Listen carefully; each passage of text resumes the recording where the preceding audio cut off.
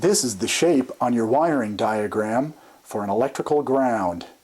And this is the shape that will make your grounds even better. It's a star washer. And you should get a handful of assorted sizes for this part. Instead of just tracing circuits, we're going to improve the electrical performance by adding star washers at the body grounding points.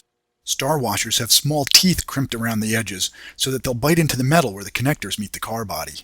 Next to the wiring diagram is a sidebar that lists all the components by number and name. We'll start with an easy one, the left rear side marker light. It powers on with the main lighting switch, and it looks like this on the car. It is shown on the lower left of the wiring diagram, where it looks like this. Part number 80, it has a black wire leading to the ground point. Access to the wires behind the taillights is through the trunk. It's on the left-hand side, and there's only one screw that holds on the black plastic cover, so we're going to take this screw out, and that way we can get at the wire.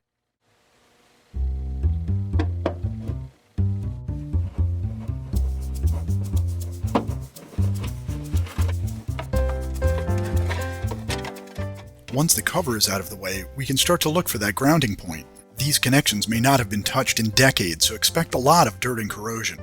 Here is our grounding point, a black wire under an 8mm nut. Let's get a ratcheting wrench on it and see what we've got.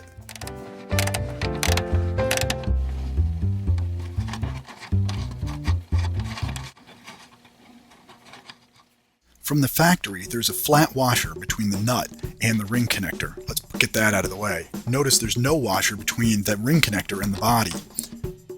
It looks like there was an earlier attempt to make a better ground by scratching some of the paint away. Let's use a wire brush on this, get some of the dirt and rust out of the way, maybe use a little sandpaper to touch up those scratches and make them shiny to connect better.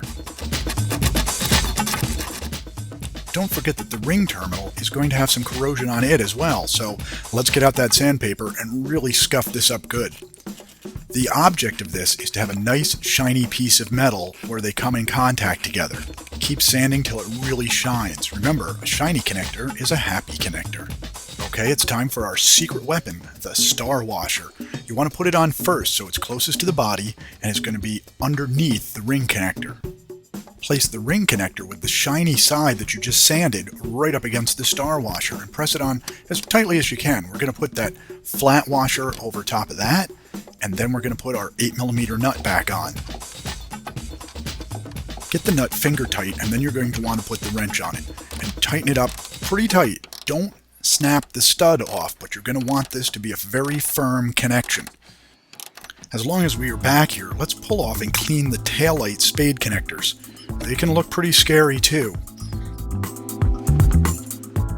Use a little sandpaper on the blade terminals if you can reach them.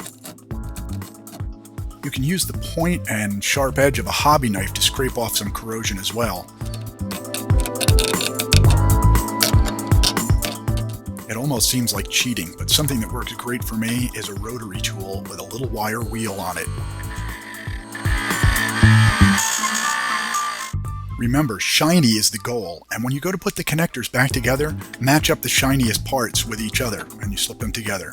Cleaning all the connectors in the area is going to make your lights brighter and more reliable. But remember, we've only improved the ground and the connectors on one corner of our wiring diagram. Hunt your way around the whole car, finding more grounds and more connectors to clean up and improve. There are many grounds on your Fiat Spider, but if you remember to put a star washer behind each one, well, star washer grounds are way better than walking.